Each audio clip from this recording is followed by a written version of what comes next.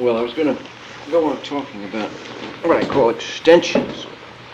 And just in summary, that these forms of expression are means by which to extend one's occupancy of the other person's experienced life. That is, the ordinary empathic statement could place you with a state of mind, but one doesn't thereby gain any kind of occupancy of a person, obviously.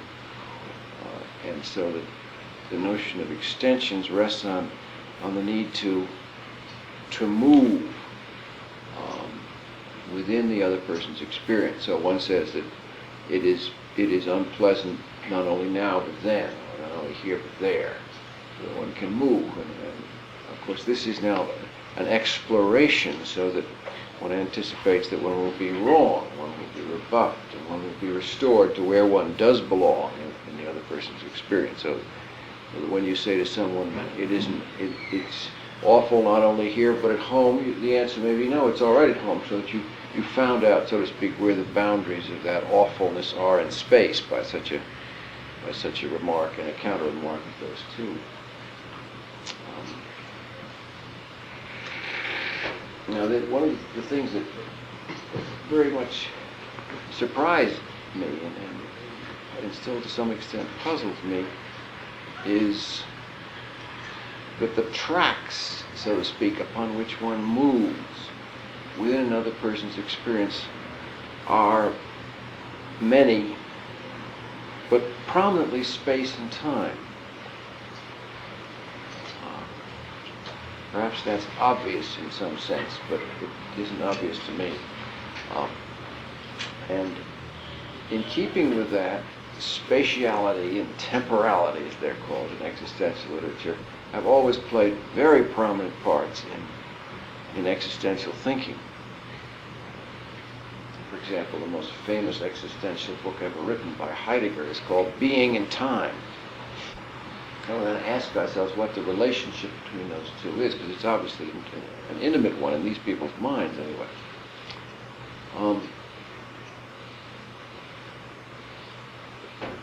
But it occurred to me that is not surprising for another reason, although the connection is still unclear. That is, when phenomenology got started, it soon discovered that two of the very prominent differences in the way people experience things were in their sense of time and space. Now, when I say when phenomenology gets started, what I'm referring to is the fact that, in particular, Karl Jaspers,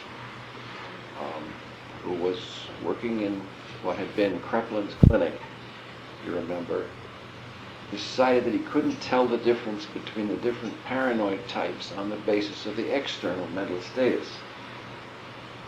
And so he thought that perhaps he could distinguish different paranoid disorders on the basis of how the patients experienced their paranoia. And this was the beginning of phenomenology. Because what he did was, instead of describing the patient's mental status in the conventional Kreplinian way, what he did was to ask them how it felt. And out of this he got a number of autobiographical fragments which made up the first literature of phenomenology. It was no surprise that he should have used paranoid patients, even though he started out with the objective of differentiating them, because these people, above all, are people that do write their autobiographies. In fact, any mental patient who writes an autobiography is suspect for being a paranoid.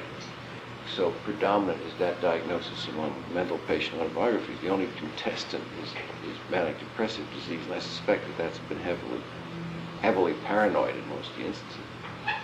And of course the reason for that is plain. That is, the paranoid person wants to explain to the world their point of view. And so they write an account of their illness.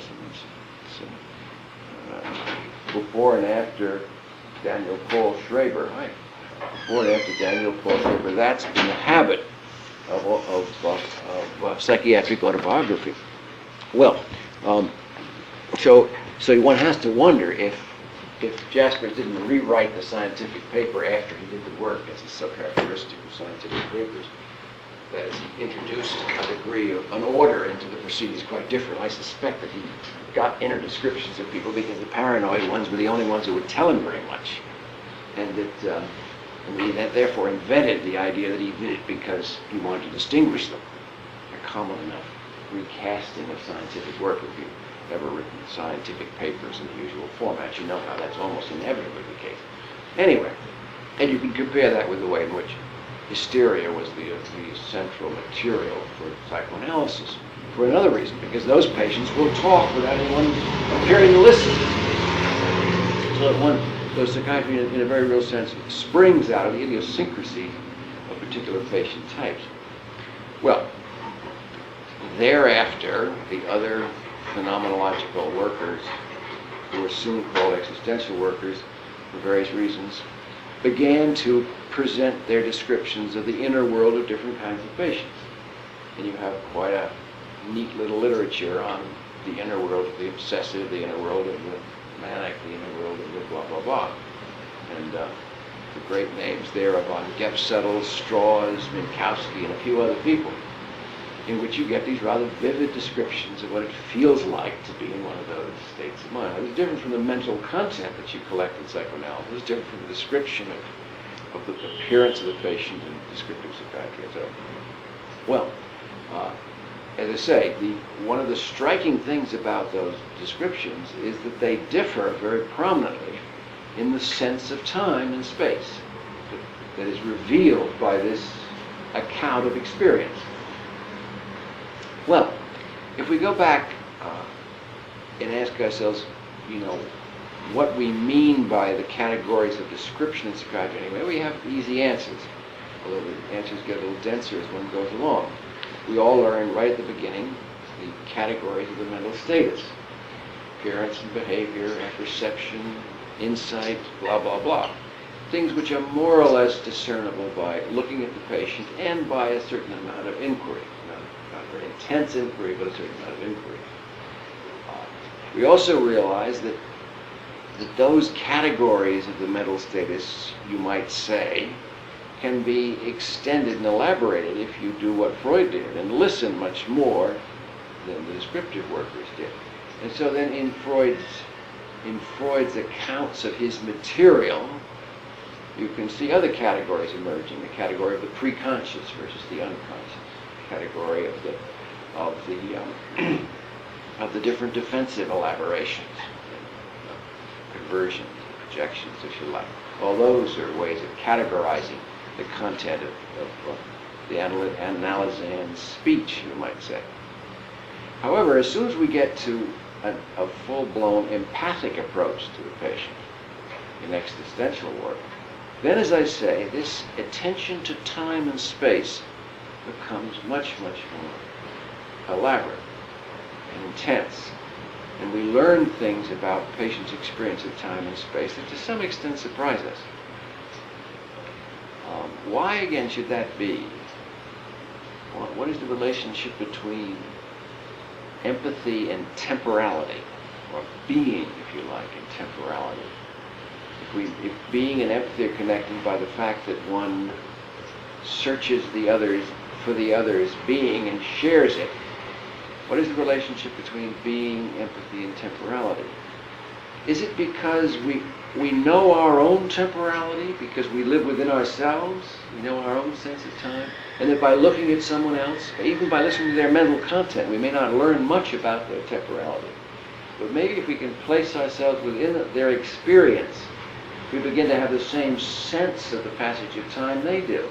Is that the reason for this emphasis on temporality as soon as one does extensive empathic work? I don't know, but it's an interesting problem. Well, in any case, we talked last time. There are various ways in which you might characterize the sense of time as pathological. That emerges from this empathic work, this phenomenological existential sharing of the world. But that, as I mentioned, of course, depends upon somebody telling you what's normal. And that's been done in quite an extensive way. And I gave you one of the classic descriptions of the normal sense of time, principally from Binswanger. And let me remind you what that was. And remember, he said that the predominant mode of time, he uses words like that all the time, the predominant mode of time in the authentic, they call it, in the authentic human existence, the normal person. How many normal people have an authentic human existence is a question. They probably mean the ideal human existence from their viewpoint. But we'll say normal, although that doesn't help us much. Anyway, in this viewpoint, the normal person is predominantly interested in the future. He's pointed toward the future. Not all the time, but that's the predominant one. And the past and the future is also not fixed. That is, he isn't pointed toward a fixed future. In contrast to all of us, we're used to fixed futures. That the authentic human being realizes the future is never fixed. That you never make it, as we said last time. That the future recedes before you, so to speak, so you never find any fixed end of it. And that it is a fluid relationship to the future, is the word they like to use. And the same thing is true of the past, that the past is not fixed, according to these workers, because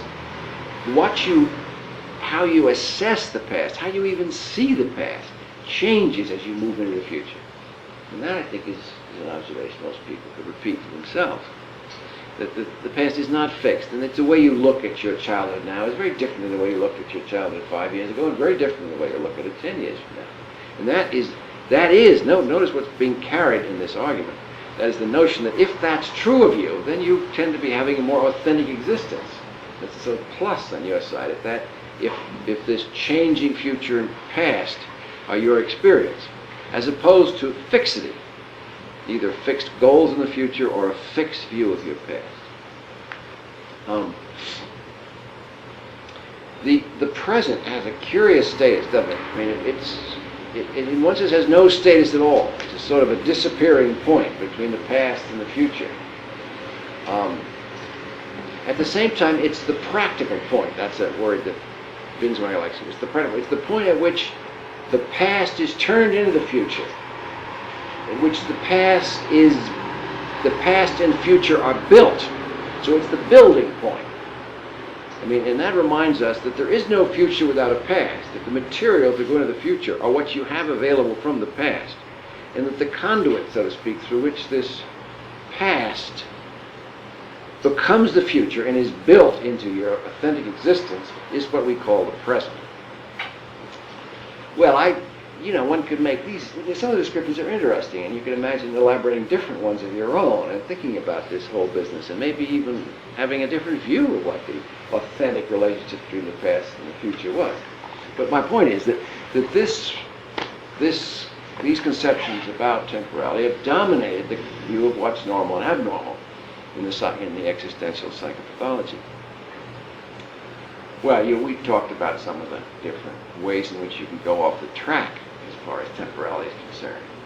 And those are easy enough to mention. I mean, you're going to have no past, present, or future, or you can have no past. Let's start with the future. You can have no future. Because the future disappears, and you see that in depression, don't you? Where there is, or the only future is death. But even death may be the end of the future.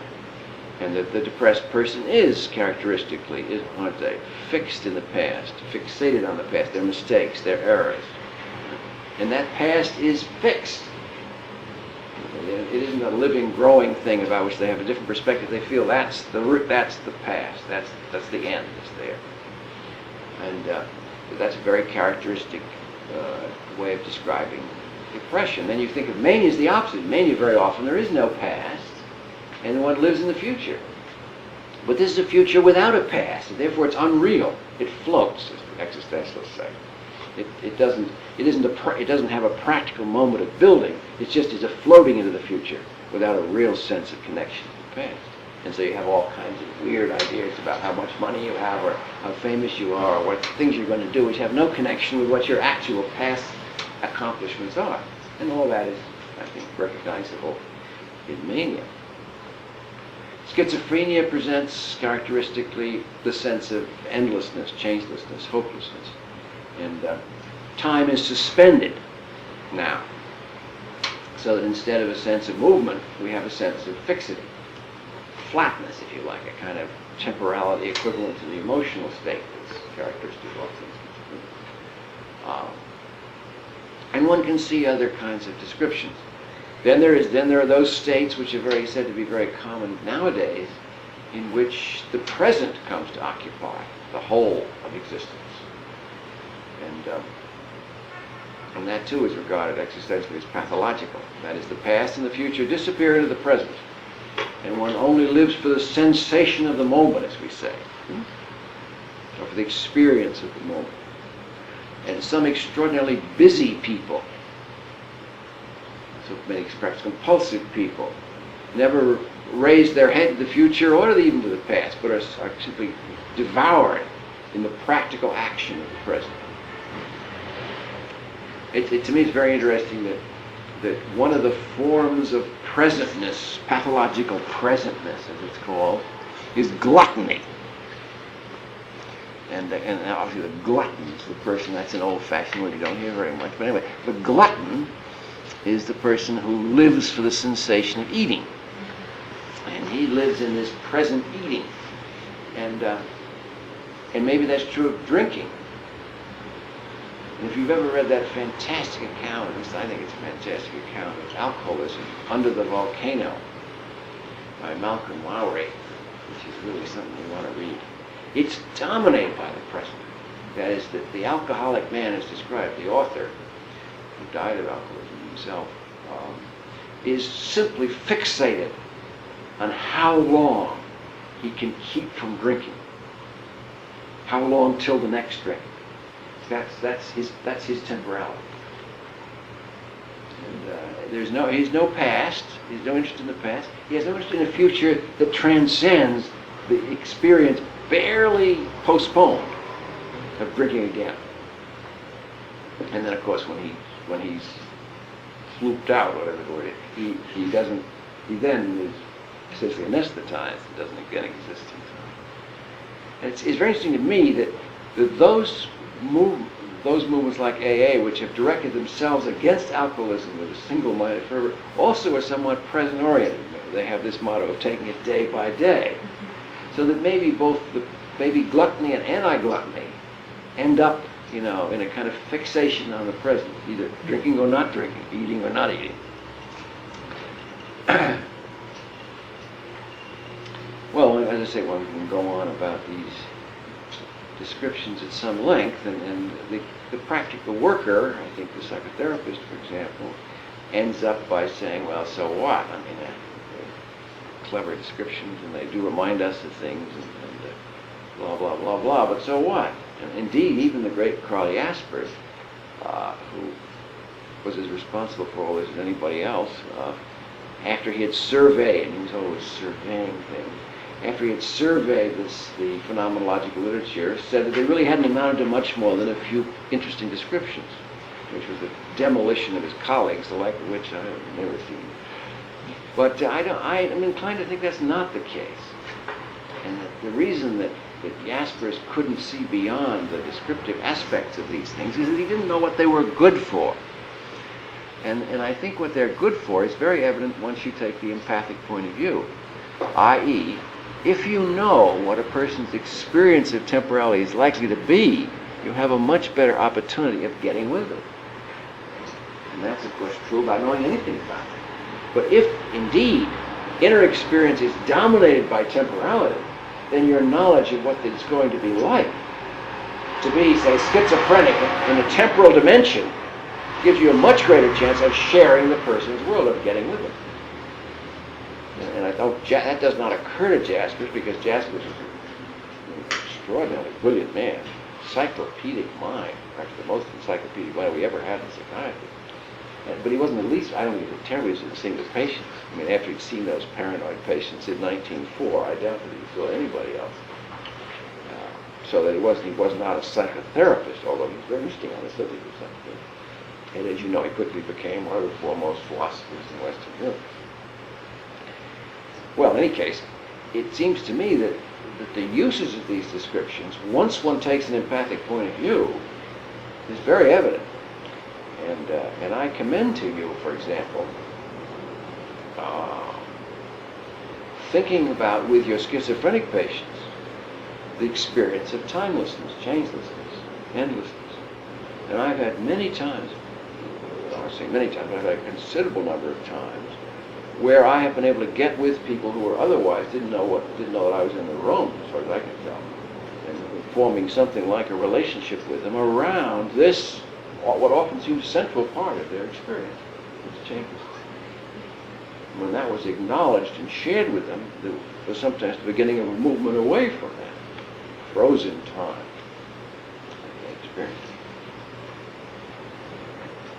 I don't think that point needs to be elaborated or much defended. That seems to me that once you see the place of empathy in psychotherapeutic work, then I think this other thing follows very quickly.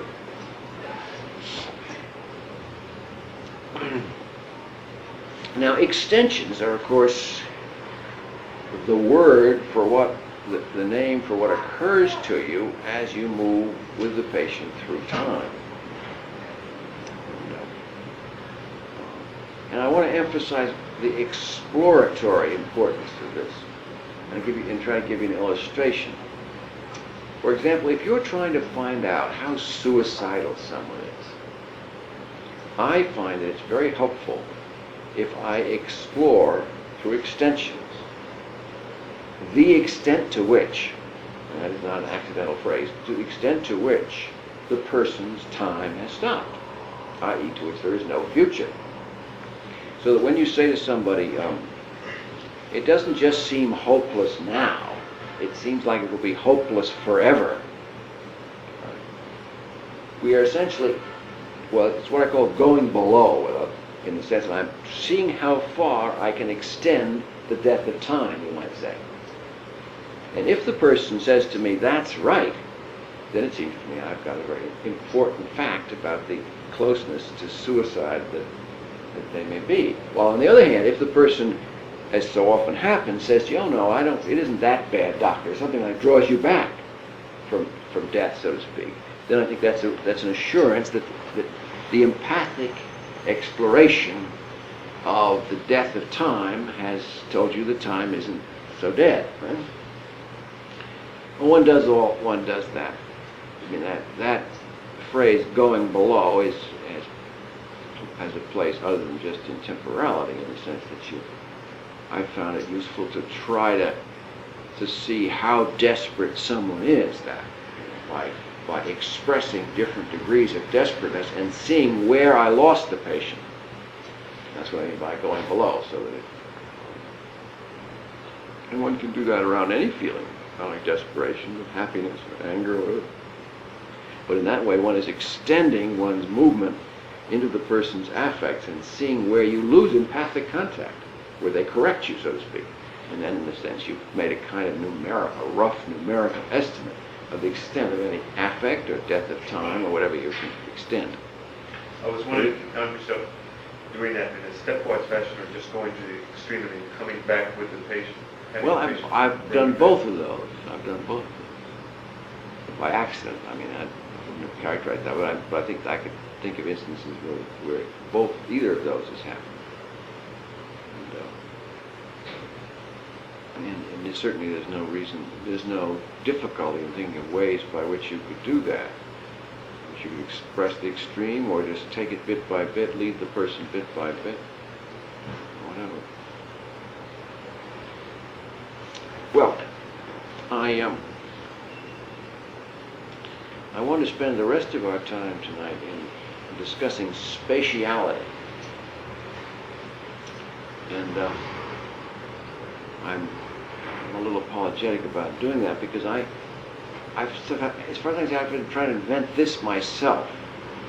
And maybe it's all in the literature, but I'm not aware of where it's in the literature. I may have read it and forgotten it and be plagiarizing it. That's perfectly possible also. But I want you to see this as a more eccentric presentation than what you've heard just now. And what you've heard just now is, as I say, fairly straight. It's in the existential literature in considerable more detail than I've given it to you. But what I'm going to say about spatiality is my own idea of how you would treat space just the same way they treated time. And it seems to me that that's pretty easy to do. Again, this is just me. Now, space is what? Now, here we have to make some distinctions, and they seem somewhat arbitrary, but come along with me for a little while anyway. It doesn't seem arbitrary when I say past, present, and future as features of time, although indeed that is somewhat arbitrary. We could make a distinction between clock time and subjective time, what Minkowski called lived time, etc., rather than past, present, and future. But in getting at spatiality, finger, pointing, moving finger rights and having written, what is this? Who is this? It's a chief. It looked like the finger of a chief. Is that it? Rick? Finger of the chief in this place. Southern chief, right? It has that look of a chief. Finger. Patient. Right.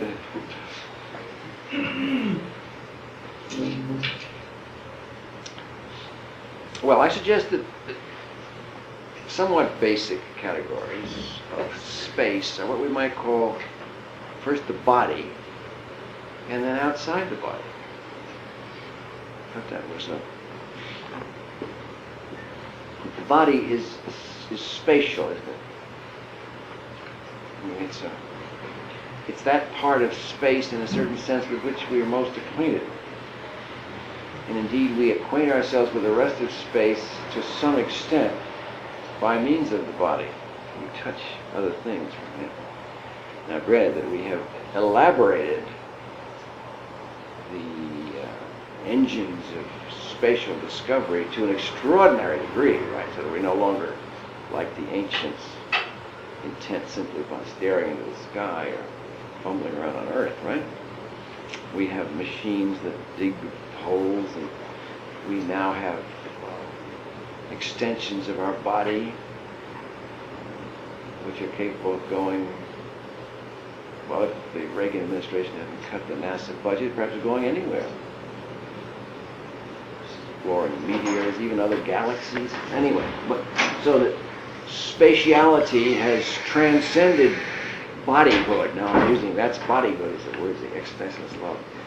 That spatiality has transcended bodyhood to an extent that it makes you forget for how many eons, whatever that is, however long an eon is, for eons where human spatiality was solely a function of the body, or largely a function of the body. Now it's true that I could always extend my body by, for example, throwing something.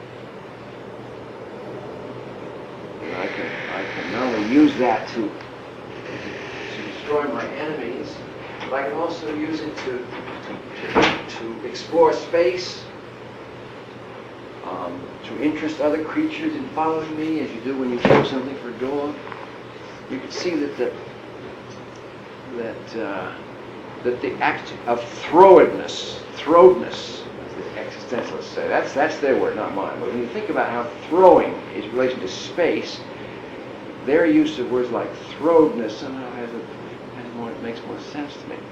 So when we throw things, and notice that they're not alone in being interested in throwing, because the analysts are very interested in projection, and that's derived from the Latin word which means to throw out, project, eject.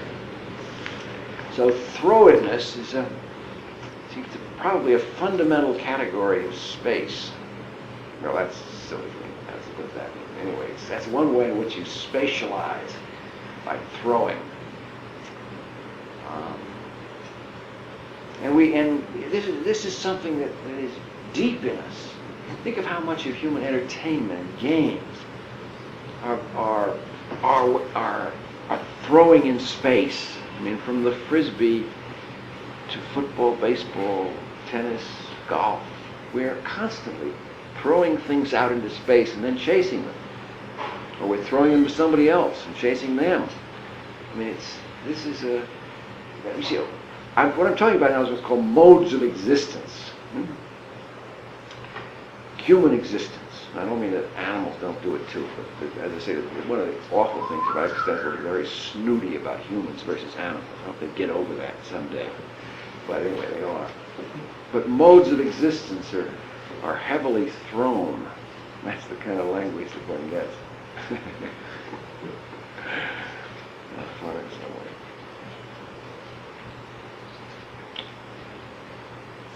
I'm Throwing. confused with that. I'm confused. Go ahead. I'm confused too. Go ahead, David. Talk for a while.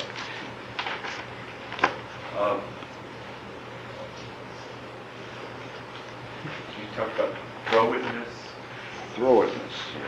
And that is The mode of being in space.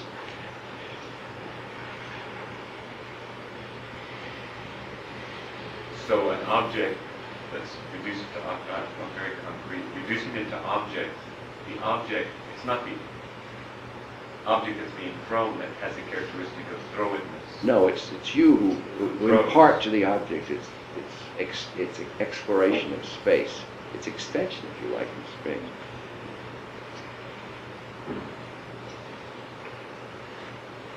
So when you're playing a video game, and a little man who's an extension of you throws the ball through that video space, it's you who have the feature of throw-itness, not anything, nothing else. That is your mode of being. Is that what you're saying? Well, yeah, I guess so. I'm just calling attention. I'm trying to begin to think about spatiality as part of human existence.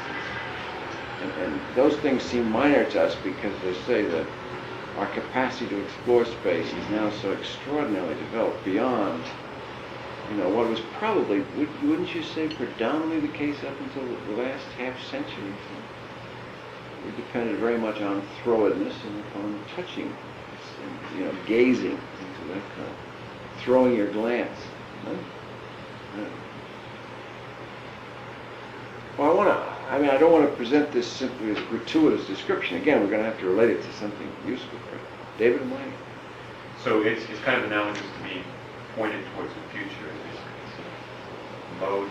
Well, that's it. Now, what is throw-itness pointed toward? Now we're getting into the categories of space.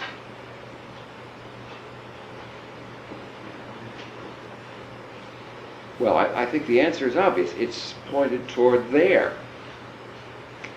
away from the body. That's why I say there are two categories. There's the body and then there's the extra body. And then there's the relationship between the body and the extra body. And that will get us to the concept of rootedness. Now, I don't think I invented that. That sounds like I've heard that somewhere before. But anyway, that seems to me crucial because that relates the body to the ground, if you like, or the space. And maybe rootedness will be the analogy to the present in time. Now, let me see if I can warm you up to this by asking you to think of forms of psychopathology, spatial psychopathology, that you personally have experienced. And I bet there's one you've all experienced, at least one.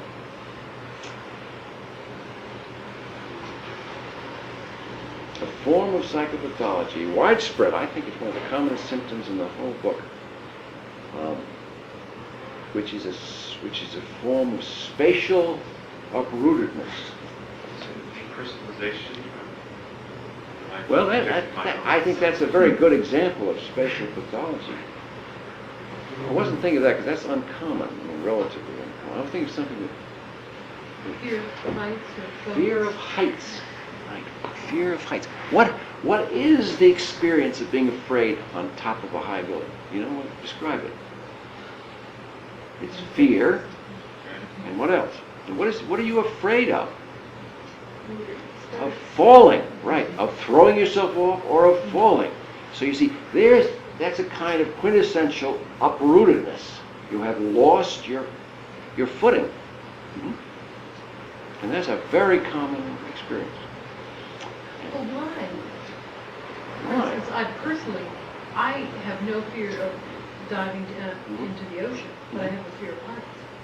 Yeah, right. And then you have people who have agoraphobics, you have people who have open space, you have all another. But now we're describing pathology of space. Hmm? Now, but before we get into that, let's see if we could describe what the normal experience of space is. You know, it's like in an I mean, earthquake, you- in an earthquake, there's that, Mm. also, it just engenders this tremendous sense of insecurity. When you're putting, I've never been in that situation, but I've heard a number of people say that. You have. California, here I come, or there I go. Did you, by the way, this is a silly footnote, did you see that picture of the San Andreas Fault in the last issue of Science? There's there's a bulge in California, which not sure it's true or not. There's several, 30, 40 centimeters of ground above the center is rising. And there's a big argument whether it's really rising or not. It's apparently it's a hard judgment to make for some reason. But there are some pictures of the San Andreas Fault, and boy, it almost gave me the willy. Think of that. Crack in the plaster. Well, they're the ground of existence, literally and figuratively, is shaken terribly. And that points up what the exercises say. That is that you assume your delusional everyday sense of existence assumes a firm foundation. And one of the reasons that this is the kind of way they talk about pathology, and it's very interesting way to talk about it, I think.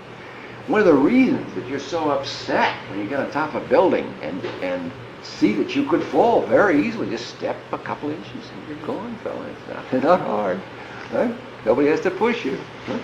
Is that for that moment you realize the true nature of existence, that it is only accidentally rooted, and that you could be standing on the San Andreas Fault for all you know, and then you'd see how much this rootedness you take for granted was part of real existence. Hell no.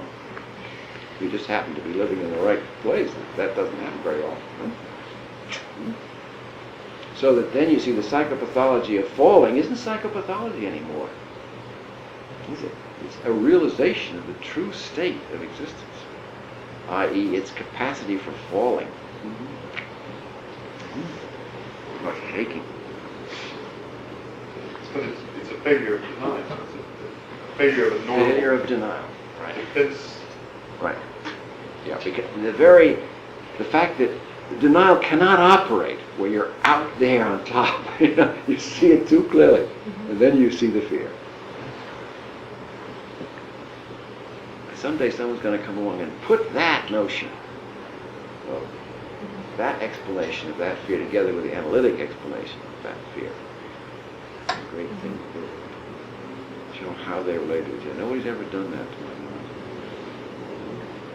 Take all the fears out, all the phobias. Go through Fainishal, one after another, and see how you can do it with a book. Several books. Interesting exercise. Discover something about the connections between the schools of thought, and perhaps something about life in general. But so far, those things have seemed very different in our present-day sectarianism. Instead of the fear of heights being, a hole, what some of them call a hole in the denial, a hole in the view of reality. One sees that as a weakness of the personality. Yeah. Anyway, so what? The existentialists are saying that's authentic. That's an authentic experience. Authentic experience. That's an authentic experience. That is. Now, if on the other hand, right, that is an authentic experience, to be afraid up there. However, if you're standing on firm ground, and you're still afraid, and the world still trembles, right? Then we begin to wonder about the person. Why are they afraid? Well, how afraid are they? Well, you might say, we don't know how far the San Andreas Fault has gotten this week, right? So maybe I'm in more danger, but if it hasn't gotten there very far, we then have to ask ourselves, why is this person so uprooted? And now you get into things like what David was suggesting, states of derealization particularly, where the external world does not seem firm.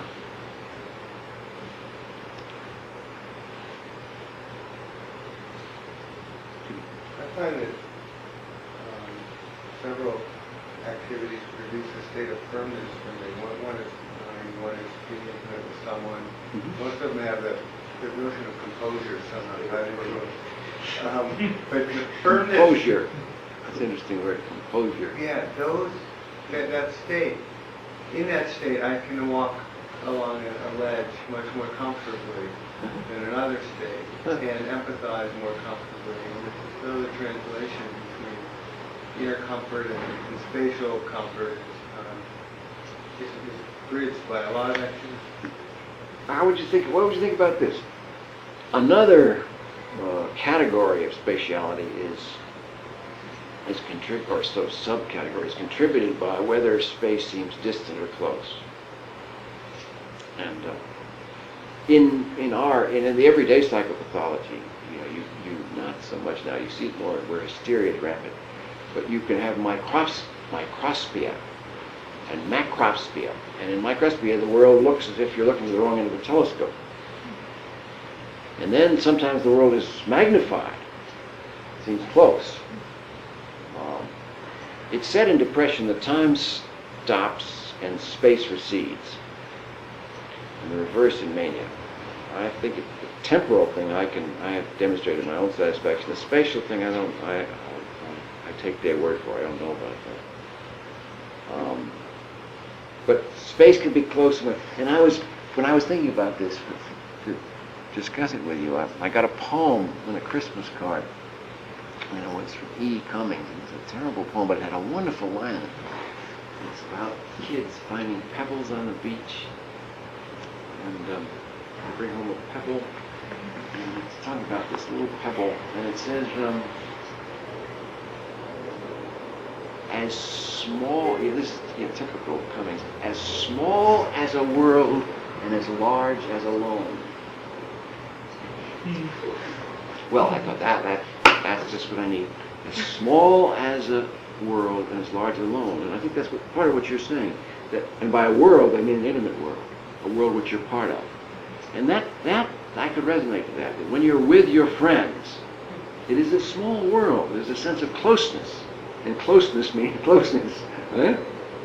While when you're alone, often space seems almost infinite. I thought that Cummings had caught the spatiality of society and solitude, as small as a world and as large as a line. Well, there we are. That's the kind of thing we're talking about. Has it been your experience at all that depressed people seem to see the world less clearly? Is it their glasses would fall?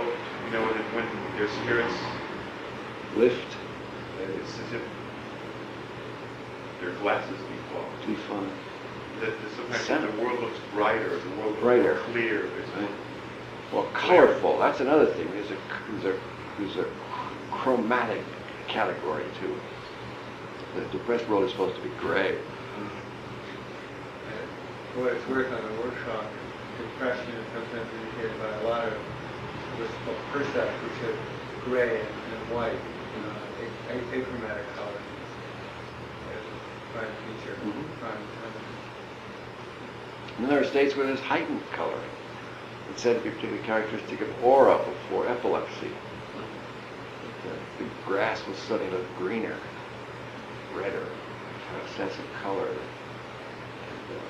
some people attribute Vincent van Gogh's extraordinary chromatic sense to the fact that he probably had seizures. In fact, he almost certainly had seizures.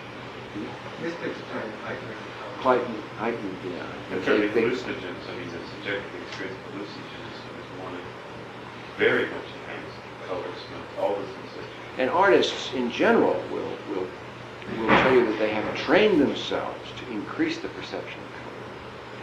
And there are marvelous descriptions, particularly by Matisse. God knows, they would be expected to be. And also Monet. Remember what Cézanne said about Monet. All he is an eye, but what an eye. And he would just stare at objects until he felt that he had absorbed their color. And he almost went blind now. Very suddenly. So there are probably larger differences among our everyday perception of color than we imagine. I've heard of experiments in Russia with artists who actually they blindfold etc. were able to distinguish colors through fingertips. I don't know how controlled it was. I've read that a number of times.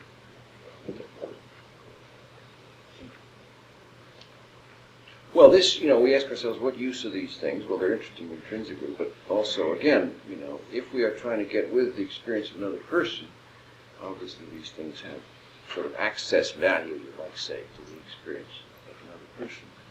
But can we return to the description of normal spatiality? What would be other features of it?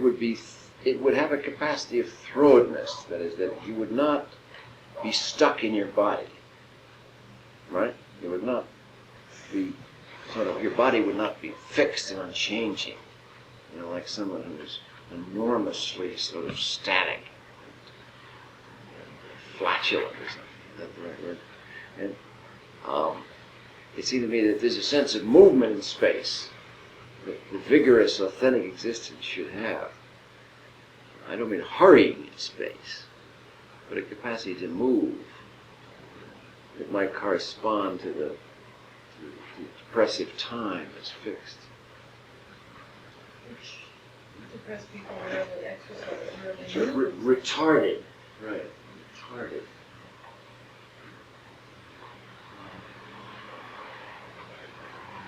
But is that throatedness? I'm still have that term throatedness. The capacity to move your own body around is not throatedness. I mean, that mode of being is not what you described as throatedness. Well, I was thinking of sort of throatedness and rootedness, and sort of two sides of the relationship between the outside and the inside, the past and the future. I mean, the concept of rootedness seems to be a good one, because a root is a living thing. I mean, if it's functioning correctly, it's changing. It's transmitting substances. It isn't just lying dead there. In fact, it's extending itself. It's a nice metaphor for a healthy relationship to the past, isn't it? It's reaching for nutrition in fresh areas all the time. Rootedness. And that's the way you are, as we are, as we go on through life. We look for fresh sources of power from our past. And as we face difficult situations, we look back to who could help, who helped us with such a situation before, etc., etc. We look around we throw ourselves in our world, so to speak, to see who can assist us. So we extend our rootedness in our search for support. I mean, I really think that corresponds to the way in which we deal with the world. So that it is both rootedness and throatedness. And then if you think of a tree, tree both roots itself and throws out leaves. And its leaves have the function of gaining it further nutrition, right? Extending its space. And that is the way you want your lives to be too. I mean, you want to feel not only your groundedness and rootedness, you also want to feel your sense that as you continue life, what you have contact with doesn't necessarily get bigger, but it changes. And you see other parts, you contact other aspects of life, right? And you do that not only because it's interesting, but also because it's necessary, in the sense that the world itself is changing. But if you can't maintain a fixed relationship to it, well, you'll be like a stiff bough that will be cracked by the first wind. I don't know. But it seems to me that, again, we're trying to describe an authentic existence. And that helps me to think about it. And I think that is true about authentic existence. That you would be both throated and rooted.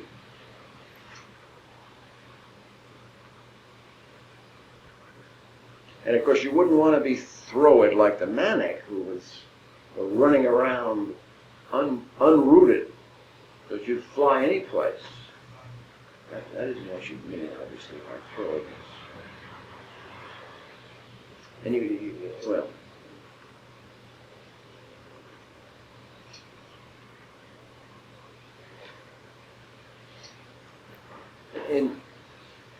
and is there analogy to gluttony here? You know, where the in the devouring of something, one loses oneself in the present, the effort to prolong a sensation, feeling. There are medications you can take and different things you can do to your body, for example, which will prolong orgasm. I've read about some of them. Maybe you know about some of them, because they're very popular in certain circles where gluttony, or the equivalent of gluttony, is the mode of life. And I'm sorry, I haven't heard of it. It seems to me that would be an important thing. well, what is it? Well, cocaine, I think, but there's something else that does. Prolong. It's something anyway. Amyl nitrate. Oh. There's a number of things, but the reason I read about them because, well, I heard about them in some cases too, but I read about it because there's physical pathology associated with them. And the group of people who developed these illnesses were people who had used these substances for this purpose. But it doesn't prolong the orgasm. Yes, it prolongs it. The subjective sense of it. Well, you got me on that one. I don't know, but the impression was it prolonged the orgasm. And there are, it's true that orgasms differ in length and everything else. And I think it's a subjective sense. so? Yeah, it's like a certain mind-altering. I mean, a lot of mind-altering substances were claimed to have the characteristic of prolonging orgasm. Oh, well, I don't mean that you couldn't prolong the sensation, but I thought this was really a physiological prolongation. Because of vasodilatation or something. Something like that. Maybe. I don't know. It's really common in the gay community. Sure. I think that's the group of patients I read about. But that is nothing to hold against the gay community. I mean, I'm sure that if it works, it'll extend into all communities, right? I've seen that as explorers, the sensation of the world. But that would be a brilliant example of presentness. But what would be the equivalent of presentness spatially? What's the moment? What's the thing between rootedness and throatedness? Well, there isn't anything, or is there? Here-ness, nowness is what we mean with present. Here-ness and nowness. Well, every time you look at nowness, it's always just past, right? So it's always in the past. You don't see it. You're waiting for now. You catch it when it goes by. Now. You can't reflect on it because the moment, whatever you reflect on is already gone. That's an old philosophical paradox. This is like being more aware through one's senses, because I think there can be many different levels of awareness of seeing, hearing, not seeing. Maybe hearing this as being as human being as Aware, awake. Awake. That might be right. So the past streams into your perception, but you're also thrown out. You're also alert to it. What about boredom? That's something that's in the present. It's interminably in the present. Yeah. Boredom. That boredom might be a state of fixed presentness. Good idea.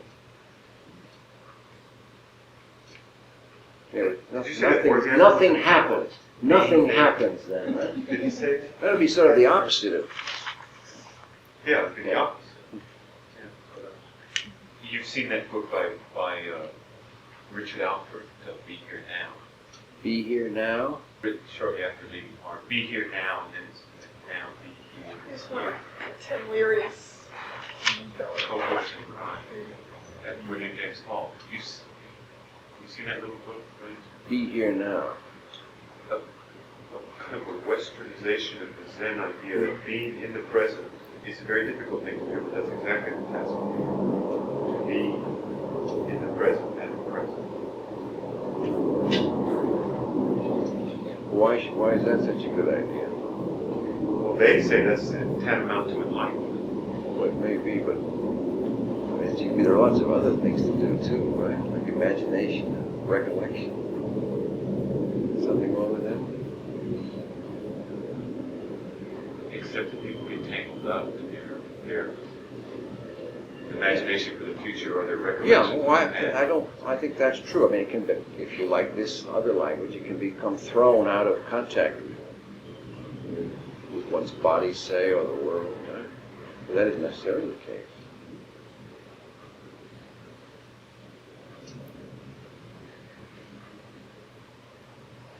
Now, sometimes some of those scriptures sound to me like a prolongation of the present. Maybe that's not true. How's it different from the authentic self?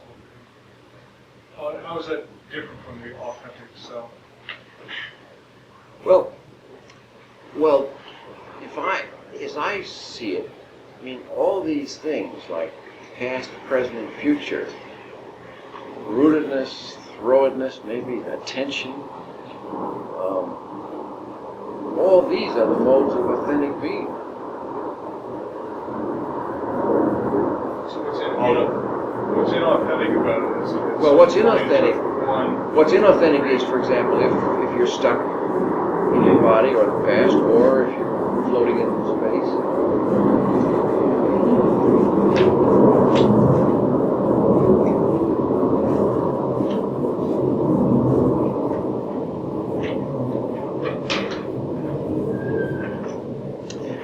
This throwedness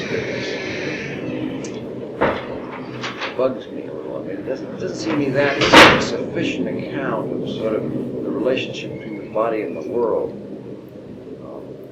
Groundedness, rootedness, well, that refers to something.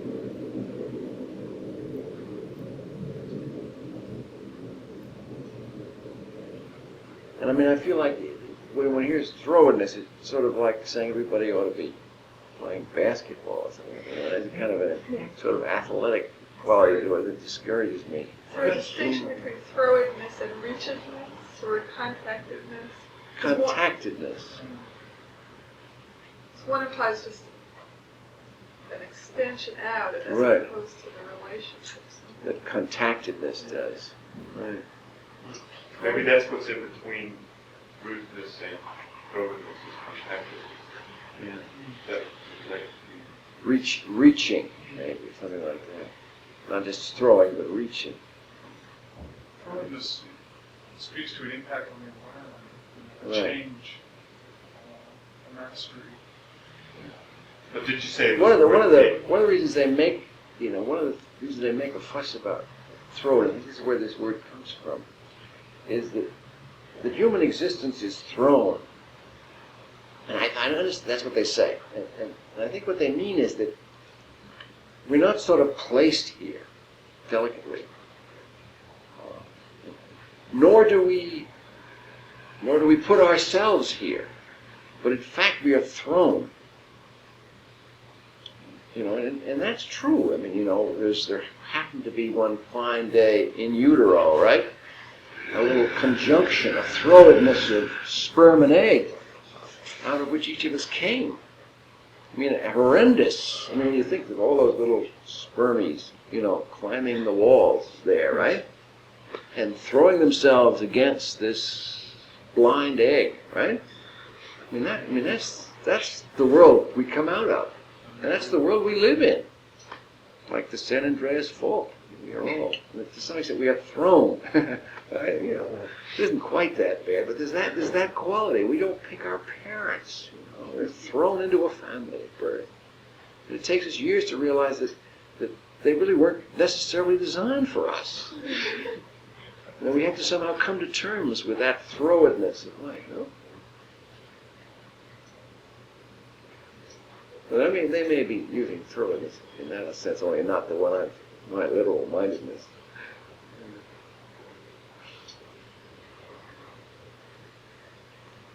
But that's a philosophical term. I mean, that was a term that you said that was a term that they've been using, and you said it several times. Well, I think I've taken it over from this other meaning of it, of the thrown character of existence.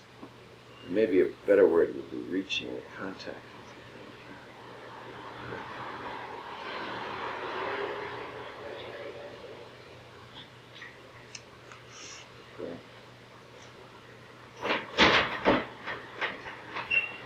Well, we're not going to meet next time, right, next week. And after that, I'll be back in a couple of weeks, and I'm going to talk about projective and counterprojective statements. You'll be back in a couple of weeks.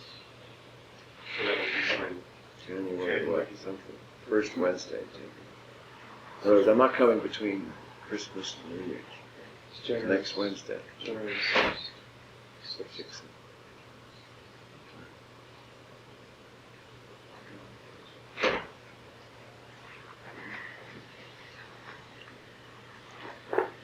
Some of those things are interesting, though, don't you think? Puzzling. It's interesting that you raised the question of what the value is of that be here now concept, which one could just take for granted that there has a value to it. But I guess there's a question. I don't think the be here now concept precludes reflection, recollection, No, I don't think it means remembrances. it too. I think people take it that way. Since Yeah. people who say that feels good do it. Yeah, right. No, that's not. No, I don't know. I think what he means by that is a non-defensive existence, the capacity to be present. He talks about being a camera, and a movie camera. And see reality as it is, Yeah. however that is. Presentness. But there is. And there are people, there is a difference in these very sharp, the difference in the extent to which people are present. Now, that's a term that means both space and time, doesn't it? What does charisma have to do with that? Do you? What does charisma have to do with Yeah, being very much overwhelmingly present. But that's an over-presentness to some extent, isn't it? There's under-presentness when somebody isn't there or out to lunch. Well, that's part of what I call finding the other. But that charismatic is an interesting category, the over-present. Some people are quietly charismatic. Got to watch out. Very invasive. They suck you in. They're like black holes. They suck you in. And you think that you're still in possession of yourself, and you've already long since disappeared. I make my living probably off of these poor young people that join the Department of Biostatistics thinking that they're going to live a happy life, and they find out Harvard has picked a chairman who's one of these people who sucks these young people in, eats them alive like the Minotaur. Really, no joke. And they think they can escape. And he wakes up, he raises his hand. They don't go.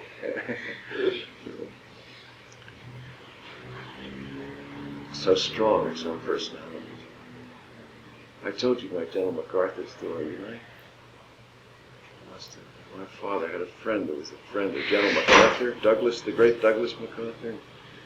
He came back from spending an evening with the general, and he told my father it was the most extraordinary thing he ever experienced. That man, and these were, quote, grown men, the expression that's used sometimes. He said if MacArthur had said to them, go jump out the window, they would have all jumped out the window. Just enthralled. That's charisma.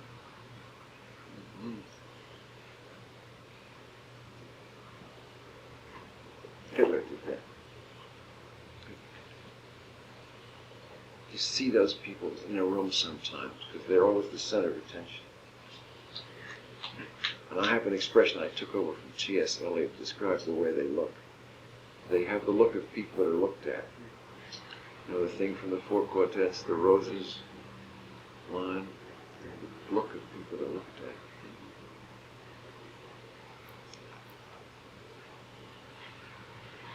Well, we just roll up our other shout.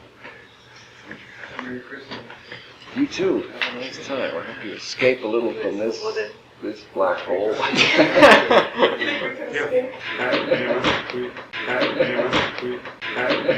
Yeah.